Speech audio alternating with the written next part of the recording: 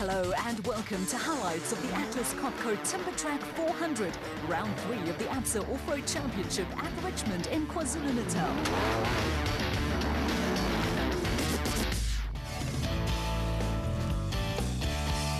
Off-road racing's affair with historic KwaZulu-Natal towns continued with the 2012 Atlas Copco Timbertrack 400 switching from the Battlefields region to Richmond, a town approximately 40 kilometers southwest of Pietermaritzburg, which was founded in 1850. Now a major timber, sugarcane, citrus and poultry area, the town was established by British Burn settlers originally from Bewley in North Yorkshire. There was plenty of activity at race headquarters at the Richmond Country Club as teams went through the usual pre-event formalities. Richmond has a rich sporting history and could now add national championship off-road racing to its sporting credits, with competitors in the ABSA series faced with a new challenge in Virgin Territory.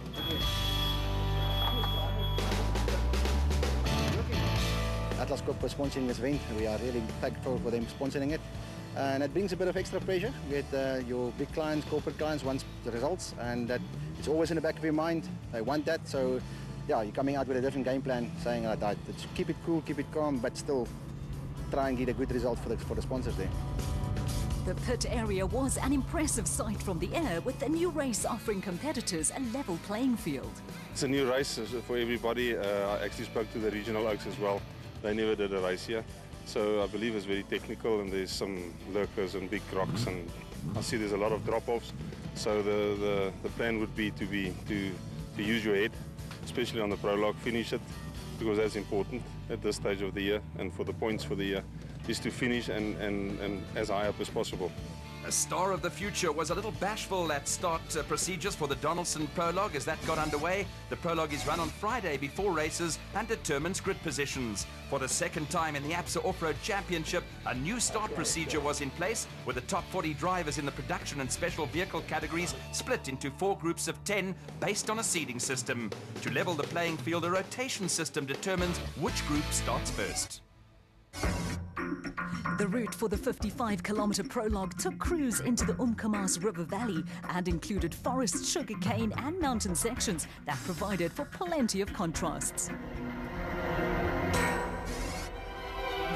Ever since bursting onto the ABSA off-road scene a couple of seasons ago, the Century Racing pair of Colin Matthews and Alan Smith have been regarded as Donaldson Prologue specialists.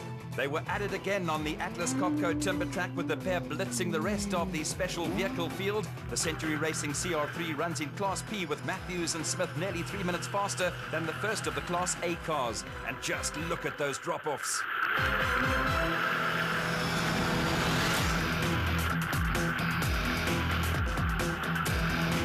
The husband and wife team of Marius and Yolinda Fourie were the first of the Class A cars in the PHP bat, but trailed Matthews and Smith by 2 minutes and 50 seconds. The Fouries were just 14 seconds ahead of championship leaders Johan van Staden and Mike Lawrenson, who were hoping to provide Atlas Copco with a win on their own event.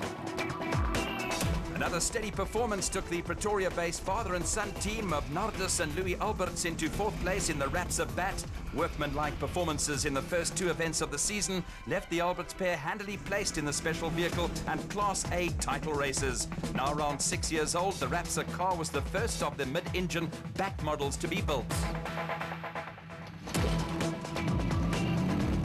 The local crew of Lance Trethui and Carl Weichman completed the top 5 in the LT Earth Movers bat and were just 10 seconds behind Nardus and Louis Alberts. Behind the local pair, Richard Fuller and Dennis Murphy were second in Class P in the Regent Racing bat, but trailed Colin Matthews and Alan Smith by a whopping 5 minutes and 21 seconds. Back at race headquarters, it was time for the technical crews to swing into action, and depending on damage, would either have an early night or burn midnight oil. The Donaldson Prologue winners Colin Matthews was in raptures over the route. Richmond has delivered its finest, I think. It was really an awesome route. We love the technical up, down, left, right sort of challenges, and it didn't stop from when you pulled off right through to the end. For Marius Fourie, early thoughts on the Donaldson Prologue was that the route was tight, finishing was a priority and punctures were to be avoided. Net om try klaarmaak en die papwiele te kry nie. Baan is bietjie tyd, so ja. Hierdie jaar trap ek nog heeltyd net papwiele, so ek sal moet maar net my kop hou en op die baan probeer bly saam. A comfortable win for Colin Matthews and Alan Smith with the Faries, the first of the Class A cars. Van Staden and Lawrenson, the Alberts combination, and Trethewey Weichman completing the top 5. Events that make up the ABSA Off-Road Championship all have their own characteristics. Where the Atlas Copco Timbertrack 400 was concerned, the standout feature for race crews was that a high percentage of the event would be run in timber forests. It seems if you look at the profile that there's quite a lot of forest racing, so it's going to be exciting. You know, we like that type of terrain. We get a bit of it in the Mpumalanga area, so we're looking forward to it. It's going to be great fun. For the locals, a major attraction was a one-off appearance from a favourite son. Yeah, I just thought, you know, hometown, normally we go to the Sugar Belt, and Richmond, it's fantastic to have an event. First time here in Richmond, near my home. And, you know, Jürgen needed a holiday, so I said to him, why don't we get the car prepared and come to one of our home races? Because, you know, everybody wants to see the home boykie, and Dakar was a bit disappointing for us. Under the new system on the Donaldson Prologue, start positions are no longer determined by lottery. Crews in the 4-seeded groups can now choose where they would like to start, with the system designed to level the playing field. The new approach also provides seeded competitors in the 4-speed groups an opportunity to indulge in tactical games. For crews like Harry Smith-based Cobus van Tonder and Freddie Kriel, running at the front of the production vehicle field was going to be a new experience. It's the first time out for us there to be number 1 on the road, so it's a learning curve for us. So, but we know it's going to be a very technical route. We'll try to drive with the head and not the foot, and keep it on the road and bring it back home in one piece. After a 1-2 result on the Toyota Dealer 400, confidence was high in the Team Castrol Toyota camp, with Anthony Taylor and Chris Birkin continuing to show good form by winning the Donaldson Prologue. The Castrol Toyota Hilux pair were in a third group to start and were quickly in amongst slower traffic from the special vehicle group ahead of them.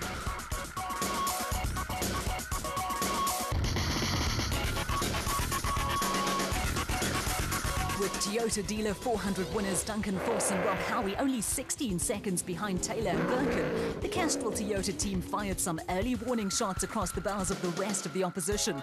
Race cam action from the Toyota Hilux showed a top crew at home in their work environment.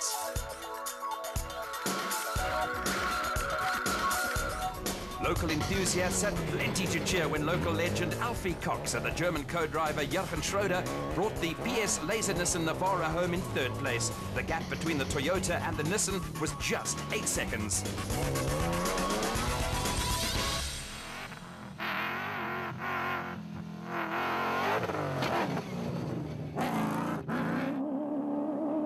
There was also some early encouragement for fourth place Gary Berthold and Ralph Pitchford in the Atlas Copco Toyota Hilux. Behind them, former South African champions Hannes Grobler and Henny Terstegen were being hampered by a misfire in the RFS BMW X3. Water seeped into an engine management sensor, and the pair were forced to stop and reset the computer.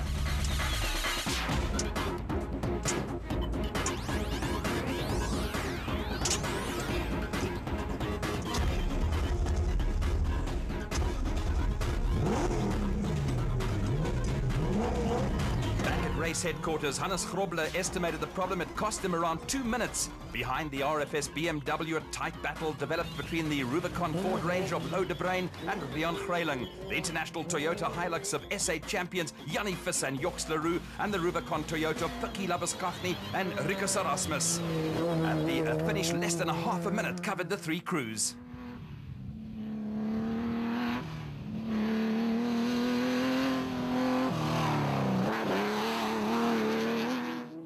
Leading the Class D championship in the N1 4x4 Toyota Land Cruiser is good enough reason for Cliff Weichelt to keep commuting between Australia and ABSA Off-Road Championship events.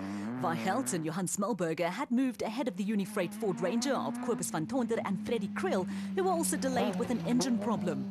There were also problems for the second RFS BMW of Christian de Ploy and Henk Janse van Vieren, who were held up when they came upon the Forces BMW of Willem Vos and Rudy Balzac. A clean run saw championship leaders Dirk Pitter and Koos Claessens comfortably lead the Class E contingent in a Toyota Hilux, with the pair looking for a third win in a row. The Donaldson jumping castle kept the younger set amused, but there were more serious matters at hand for technical crews. There was plenty of activity and plenty of evidence that the prologue had been far from a gentle drive through the park. The hard luck story of the afternoon came from the unfortunate Willem Vos and Rudy Balzer as mechanics feverishly worked on the Fossies BMW X3. The second go off, so it was sort of road sweeping, and we came around a corner which was quite muddy. And we didn't even know what we hit. The next thing, we just felt a bump and the car was turning sideways, and I looked into the road, I saw the prop shaft lying over there.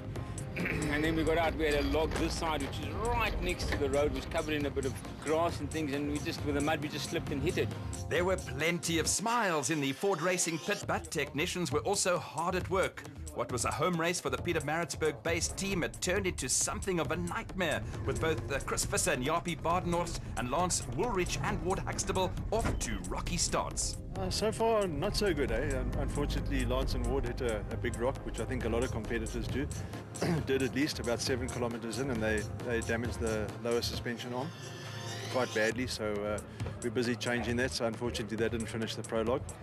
And then Chris and Jaapie were really going well, and we had an ejector bolt break on the engine, a small problem, but again they couldn't finish either, so not a great day for us. But we'll be back, we'll fix the cars, and we'll be back tomorrow, and hopefully we can just salvage some points and get some more points in the bank. As the sun set over Richmond, the prologue results reflected a comprehensive 1-2 for Team Castrol Toyota in the production vehicle category, with Cox and Schroeder third. Cliff Weichelt and Johan Smolberger were the lone Class D crew in the top 10. The weather turned nasty overnight, and race day dawned with the threat of rain and a drastic drop in the ambient temperature.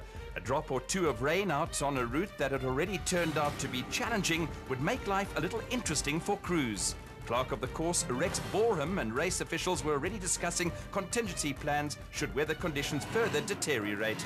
The pit crews and service personnel were running through last-minute checks, trying to keep warm. For competitors, it was going to be a long day at the office. It's definitely going to be a very tough day. You know, yesterday the prologue 60 Ks took us an hour and 6 minutes.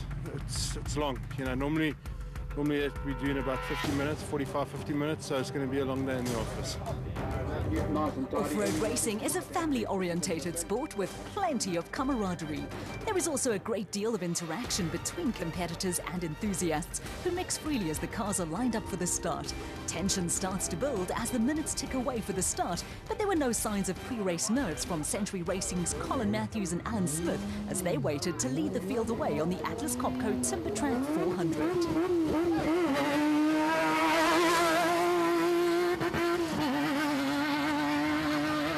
National Championship off-road races are these days run to real time. This means the cars start as per their prologue finish times, and for spectators the situation promotes plenty of action, with cars chasing each other off the line. ABSA events are also 2 races within a race, with production and special vehicle cars competing against each other in their respective categories.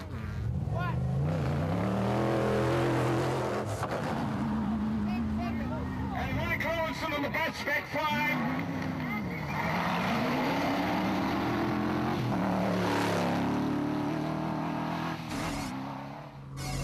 Out on the route, with competitors scheduled to complete 2 loops of 175 kilometers, Colin Matthews and Alan Smith had a clear road in front of them. In the current conditions, dust was not likely to be a problem, but being first car on the road in a Pathfinder role can often prove to be a difficult proposition.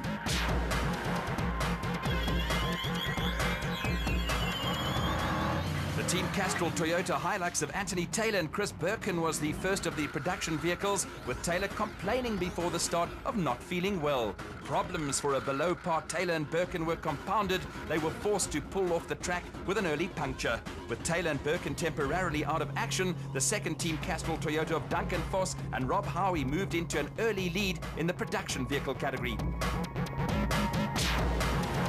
much to the delight of the locals, the Taylor Birkin puncture lifted Elfie Cox and Jürgen Schroeder into second place in the SP Laser Nissan Navara. Not far behind the Nissan were Marius and Yolanda Fourie, who were leading the Class A contingent in the PHB bat.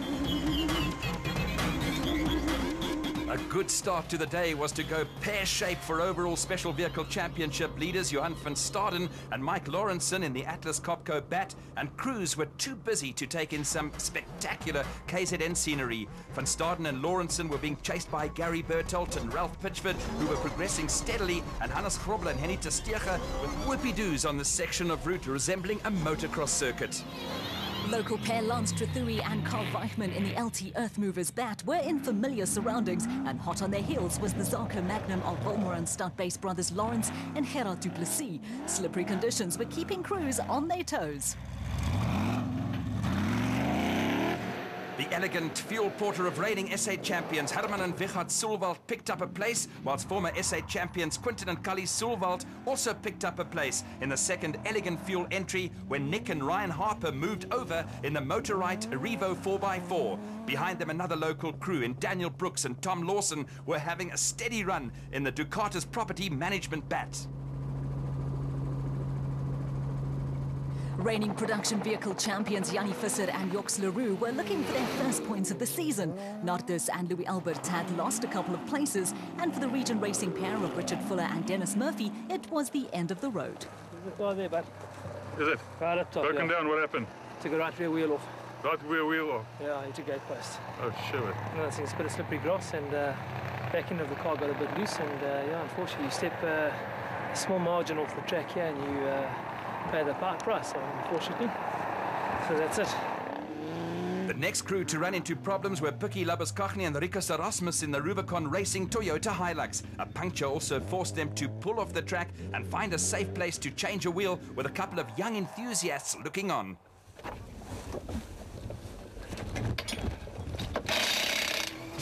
After losing time on the prologue, Christian de Ploy and Henk Janssen van Vieren were pushing hard in the second RFS BMW X3 and were making liberal use of the screamer device that warns slower traffic to please move out of the way. Steady progress was then halted by a puncture, with Loderbrain and Rian Phelan in the same boat in the Rubicon Ford Ranger. The calcimite bat in the hands of John Telford and Jaco Swart was running second in Class P, but the pair were dropping further and further behind Colin Matthews and Alan Smith. A tricky river crossing drew a little group of interested spectators, with Class E runners Johan Griffian and Willem Marais under pressure from Evan Hutchison and Donnie Stassen, who started from the back of the field in the Motorite Bat Venom.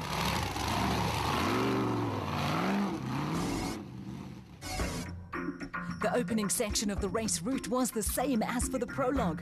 The run back to the designated service park at race headquarters was mainly all timber and moved into the Burn Valley. The final stretch was through timberland north of Richmond. There'd been no change at the front of the production vehicle field, with Duncan Voss and Rob Howie still out in front in Team Castrol Toyota Hilux, with the pair looking comfortable. Now in their third full season together, Voss and Howie have welded into a formidable combination.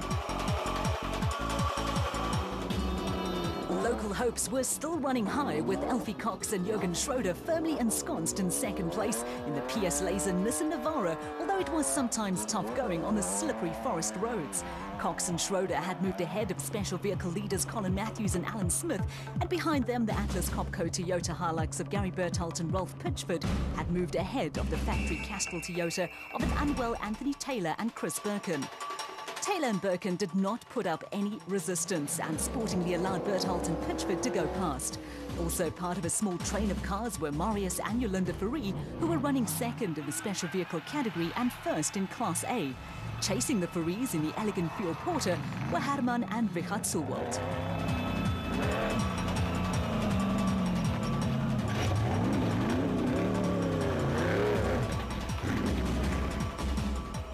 Former South African champions Hannes Grobler and Henny Testeger were going along steadily in the RFS BMW X3, and then became the next crew to have progress temporarily halted by a puncture. Brothers Lawrence and Gerard du Plessis were still running strongly in the Zarko Magnum, with the LT Earthmovers bat of Lance Trethewey and Carl Weichman sounding healthy.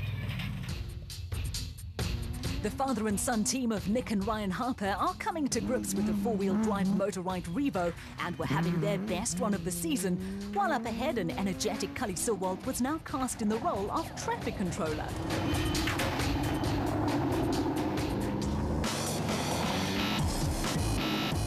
We had an alternator problem since the start. We thought we could nurse it back till at least to the recontrol and see if there's anything that we can do, but the alternator is gone, and unfortunately we don't carry a spare, so we're out for the race.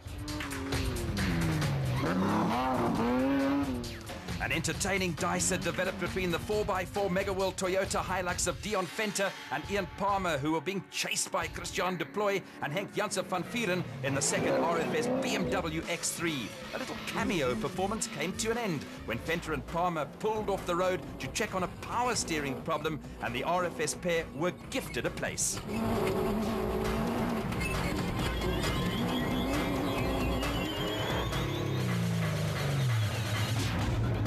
After their stop to fix an early puncture, Pikkie Labuschagne and Rikus Erasmus had settled into a rhythm in the Rubicon Racing Toyota Hilux.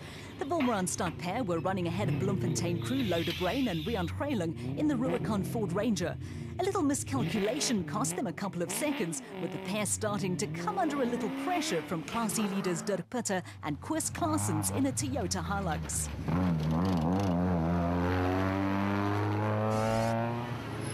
At the end of the first of the two loops that made up the race, there was a compulsory 15-minute stop in the designated service park at race headquarters at the Richmond Country Club. It's a short interlude of frantic activity as the technical crews try and sort out problems that might have cropped up on the first loop. Drivers and co-drivers take the opportunity to answer calls of nature and grab a quick snack and a welcome drink.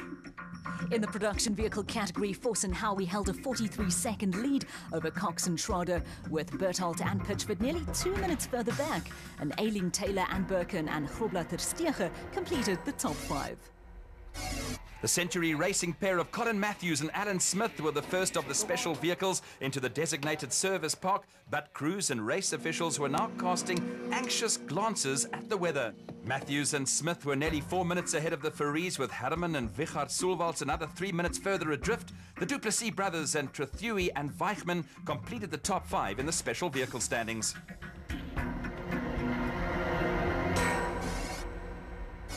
The second loop started with race officials announcing that with the weather closing in, 80 kilometres would be cut out of the route in the interests of safety. Then a puncture saw local hero Alfie Cox and Jürgen Schroeder drop back to third place in the production vehicle category, behind Duncan Foss and Rob Howie and Gary Berthold and Ralph Pitchford. It was a cruel twist, with Cox and Schroeder now 3.5 minutes behind the leading Castrol Toyota Hilux. At the front of the special vehicle field, Colin Matthews and Alan Smith were still in total control, with a lead of around 3 minutes over Marius and Yolanda Fourie, who were still leading Class A in only their second outing in the PHB BAT. It was an impressive performance from the pair, who moved up a notch from Class B this season. Behind the Fouries, Anthony Taylor and Chris Birken were a solid fourth in the production vehicle category, with valuable points in the bag. Special vehicle champions Harman and Wichard Soelwald had also gathered invaluable points in a rearguard action after starting 10th among the specials. The steady Hannes Grobler and Henny ter Steege were 5th among the production vehicles, while the Duplessis brothers had around a minute in hand over KZN duo Lance Trethewey and Carl Weichman in the LT Earthmovers BAT, with top 5 finishers the reward for steady performances. Pretoria youngsters Christian de Plooy and Henk Janssen van Vieren also came up with a solid performance to finish 6th in the production vehicle category in the second RFS BMW, and Nick and Ryan Harper produced their best result of the season in the Motorite Revo. Reigning production vehicle champions Jannie Visser and Joks Leroux picked up their first points of the season, along with Lodebrain and Rian Hreiling in the Rubicon Racing Ford Ranger. Another rearguard action saw Evan Hutchison and Dani Stassen recover from the back of the grid to finish 6th amongst the special vehicles in the Motorite BAT Venom, and Chris Visser and Jaapie Badenhorst also came from the back of the grid to salvage pride and points for Ford Racing.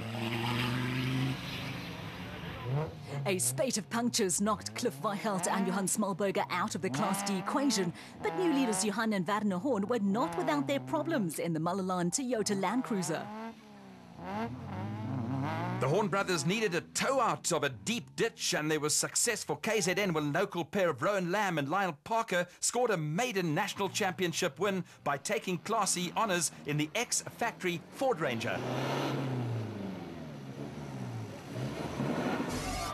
Up at the finish, the Team Castrol Toyota pair of Duncan Foss and Rob Howie were putting the finishing touches to their second victory in a row to tighten their hold on the Production Vehicle Championship. There was a final flourish from Gary Berthold and Ralph Pitchford in the Atlas Copco Toyota Hilux to give Atlas Copco something to shout about on their own event, and the local enthusiasts also had something to celebrate via a podium finish for Alfie Cox and Jürgen Schroeder in the PS Laser Nissan Navara. Today was a tricky race, you know, there was mist, there was a bit of rain, in the forest the roads were really slippery, there were drop-offs, so there was a little bit of everything, and we had a great, we didn't get out of the car once, so we had a great event. Robbie did a fantastic job and the car didn't miss a beat, so we're really happy. To the victors, the spoils, with Foss and Howie finally finishing 2 minutes and 24 seconds clear of Berthold and Pitchford. Cox and Schroeder were another 3.5 minutes adrift, with the top 10 positions all filled by SP class vehicles.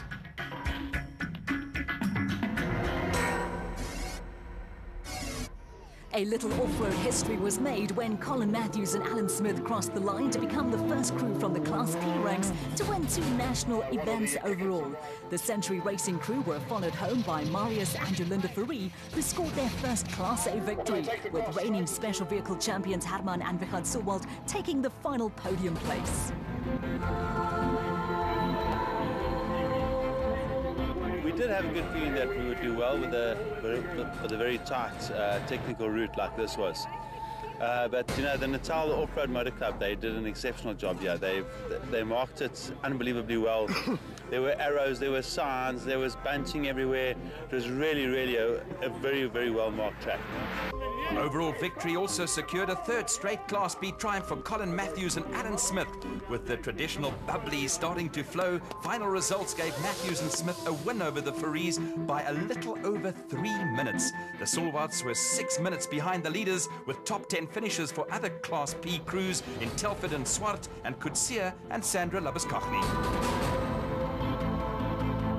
Next week on Inside Off-Road, Jaapie Badenhorst goes for a training run. We go behind the scenes with Donaldson Filtration Systems and meet one of South Africa's foremost polo families.